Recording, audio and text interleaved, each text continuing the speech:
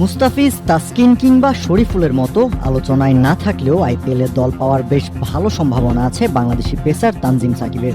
পরিসংখ্যান বলছে টি-20 ফরম্যাটে বেশ কার্যকরী তানজিম সাকিব, এমনকি বিশেষ কিছু জায়গায় এগিয়ে আছেন মুস্তাফিজ, তাসকিন, শরীফুলের থেকেও।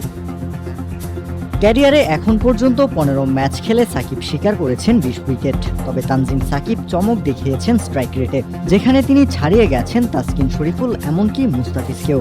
প্রতি 16.2 বলে একটা করে উইকেট তুলে নেওয়ার সক্ষমতা আছে সাকিবের, যেখানে মুস্তাফিজের একটা উইকেট পাওয়ার জন্য গড়ে বল করতে হয় 17.2টা, অর্থাৎ ফিজের চেয়ে এক বল কম করেও সমান তালে উইকেট তুলতে পারদর্শী এই পেসার। যেখানে তাসকিনের স্ট্রাইক রেট 19.4 এবং শরীফুলের 18.1। শুধু স্ট্রাইক রেটেই নয়, উইকেট প্রতি রান খরচায়ও মুন্সিয়ানা দেখিয়েছেন তানজিম সাকিব। একটা উইকেট তুলে নিতে এই পেসার অ্যাভারেজের রান খরচ করেন 22.40, যেখানে তাসকিনের অ্যাভারেজ 24.46 এবং শরীফুলের 24.60। এভারেজে বাংলাদেশি পেসারদের মধ্যে সাকিবের চেয়ে খানিকটা এগিয়ে আছেন মুস্তাফিজুর রহমান। 106টি টি-20 ম্যাচের ক্যারিয়ারে ফিজ উইকেট প্রতি রান খরচ করেছেন 21.62।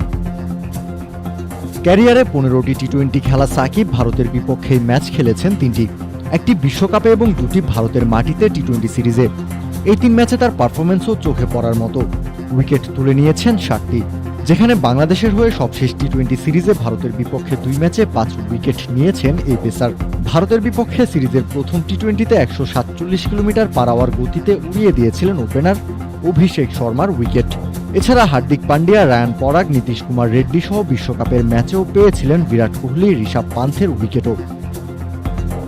সাকিবের উপর ক্রিকেট বোদ্ধাদের নজর পড়ে 2024 টি-20 বিশ্বকাপে তার পারফরমেন্সের পর। 11 উইকেট শিকার করেছিলেন মাত্র 13.54 এভারেজে। তাই আইপিএলের মেগা অকশনেও যদি মুস্তাফিজের সঙ্গী হিসেবে তাসকিন, শরীফুলকে ছাপিয়ে তানজিম সাকিব দল পেয়ে যান, তাহলে অবাক হওয়ার কিছুই থাকবে না। আর এই সুযোগ পেলে সাকিবও নিশ্চয়ই নিজেকে মেলে ধরবেন বিশ্ব দরবারে।